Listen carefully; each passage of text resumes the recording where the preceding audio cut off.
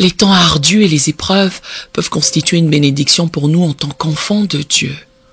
J'affirme cela parce que si vous parcourez la Bible, vous trouverez un grand nombre de personnes confrontées à des circonstances délicates.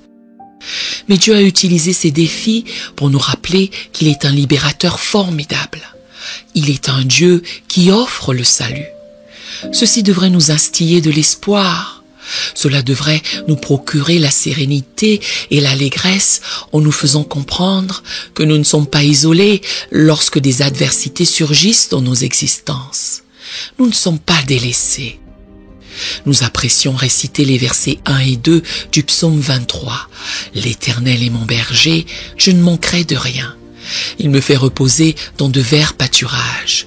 Il me conduit près des eaux paisibles. » Mais quand nous lisons au verset 4, « Quand je marche dans la vallée de l'ombre de la mort, je ne crains aucun mal, car tu es avec moi, ta houlette et ton bâton me rassurent. » Nous oublions parfois que la vallée est un endroit qu'il nous faut franchir. Oui, l'Éternel est mon berger. Il subviendra à tous mes besoins et me fera reposer dans de verts pâturages. Mais il existe tout de même une vallée que je dois arpenter. Et pour un enfant de Dieu, ces vallées ne sont pas un accident ou une sorte de méprise. Notre échéance est en réalité fixée par le Seigneur. Le temps que nous passons dans la vallée a une finalité. Chaque problème a sa justification. Les vallées existent pour l'épanouissement de notre caractère, pour la maturité de notre foi, plutôt que pour notre bien-être.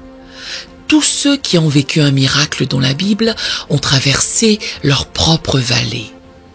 Job a tout perdu, mais à la fin, il a émergé de cette vallée, sachant que Dieu peut restituer ce qui a été perdu en double. Ceux qui étaient aveugles et incapables de voir, ceux qui étaient malades et boiteux, ceux qui étaient paralysés ou atteints de lèpre, sont tous sortis de cette expérience de la vallée, conscients que Dieu est un guérisseur. Donc, quelle que soit la difficulté à laquelle vous êtes confrontés aujourd'hui, je souhaite vous encourager à envisager que votre expérience de la vallée est là pour vous fortifier et non pour vous anéantir. Nous devons admettre que Christ a déjà triomphé. Nous devons comprendre que sa puissance de résurrection est à notre disposition en tant que ses enfants. Nous devons remettre nos vies à la direction et au conseil du Saint-Esprit. Nous devons nous cramponner aux promesses divines qui nous certifient qu'en toutes circonstances et à travers toute situation, il sera à nos côtés. En définitive, nous devons persévérer à nous ancrer fermement dans la parole de Dieu. Soyons enracinés et solidement ancrés dans sa parole inébranlable. Prions. Éternel, nous glorifions ton saint nom car tu es le Dieu de l'inimaginable. Tu es capable de réaliser toutes choses et nous avons foi en toi pour cela. En communion avec tous ceux qui prient en cet instant, nous implorons et te soumettons tous les défis et toutes les difficultés auxquelles nous sommes confrontés. Seigneur, nous t'offrons tout ce qui nous préoccupe, tout ce qui nous trouble. Père, nous avons la foi et nous croyons qu'il n'y a absolument rien à redouter avec toi à nos côtés. C'est pourquoi nous serons forts et vaillants, même dans les moments d'épreuve. Nous ne serons pas terrifiés, nous ne nous laisserons pas abattre, car tu es notre rocher, notre bouclier, notre force et notre espérance. Nous plaçons notre foi en toi. Et nous croyons que tu nous guideras et nous aideras à franchir cette vallée. Dieu, nous avons confiance en tes capacités et non en les nôtres. Apprends-nous à voir les défis et les obstacles de notre vie à travers le prisme de la foi. Tandis que nous endurons des choses dans la vallée, aide-nous à croître et à mûrir en tant que chrétiens. Aide-nous à épanouir notre foi. Même si nos émotions tentent de prendre le contrôle, nous resterons inébranlables, sachant que tu ne nous délaisseras ni ne nous abandonneras jamais. Ô Seigneur, aide-nous à nous focaliser sur toi et sur ta puissance, plutôt que sur les tracas auxquels nous faisons face. Donne-nous la force de nous concentrer sur toi, même dans les circonstances éprouvantes. Que le Saint-Esprit nous guide pour que nous lisions attentivement ta parole, que nous lui fassions confiance et que nous lui obéissions. Ta parole nous encourage à ne pas être anxieux ni à avoir le cœur tourmenté, ce qui signifie que nous n'avons pas besoin de tout comprendre. Tu as déjà le meilleur plan pour nous en tête. Nous te demandons d'intervenir dans nos vies, de nous montrer ta puissance supranaturelle. Apprends-nous à avancer par la foi et à prier avec passion, comme l'énonce Jacques 5, verset 16. La prière fervente du juste a une grande efficacité. Nous décidons d'avoir confiance en ta capacité à surmonter tous les défis que nous affrontons. En harmonie avec tous ceux qui écoutent cette prière, nous citons le verset 6 de Deutéronome 31. Fortifiez-vous et ayez courage. Ne craignez point et ne soyez point effrayés devant eux. Car l'Éternel ton Dieu marchera lui-même avec toi.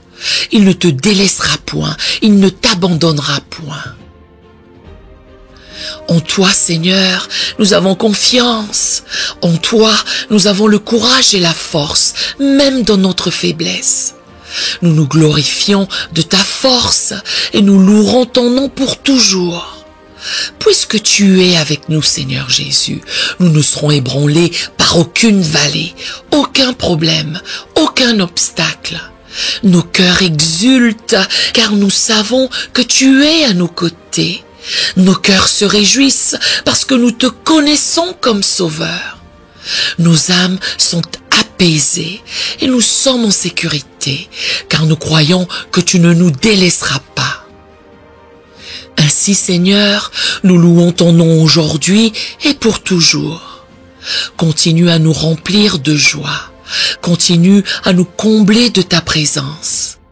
Je prie pour que non seulement tu nous donnes la force de ne pas craindre, mais que tu nous aides aussi à te faire confiance dans chaque situation que nous affrontons.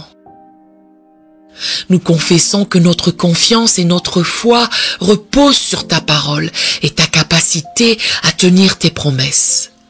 Sois avec nous, Seigneur, peu importe ce que nous traversons. Bats-toi pour nous, reste à nos côtés, demeure avec nous, alors que nous affrontons les épreuves de cette vie. Je glorifie ton nom pour avoir entendu cette prière. Tu es redoutable, tu es puissant, tu es juste, tu es véritable. À toi toute la gloire, maintenant et pour toujours, au nom de Jésus. Amen. Nous aimerions vous donner l'opportunité de faire de Jésus le Seigneur de votre vie. Voulez-vous bien prier avec moi? Dites: Seigneur Jésus, je me repens de mes péchés. Viens dans mon cœur. Je fais de toi mon Seigneur et Sauveur. Et merci, Seigneur, pour le baptême du Saint-Esprit en moi. Dans le nom de Jésus. Par cette simple prière, nous croyons que le Saint-Esprit vous conduit sur le chemin de la nouvelle naissance. Allez dans une bonne église qui est basée sur la Bible, donnez à Dieu la première place. Nous espérons de tout cœur que ce message vous encouragera. Si vous connaissez quelqu'un qui puisse être encouragé, s'il vous plaît, envoyez-le lui. Édifions le corps de Christ ensemble. Nous publions régulièrement des messages, des shorts et des prières. Appuyez sur la cloche des notifications pour vous le rappeler. Merci infiniment de nous soutenir en vous abonnant à notre chaîne. Que Dieu vous bénisse merveilleusement.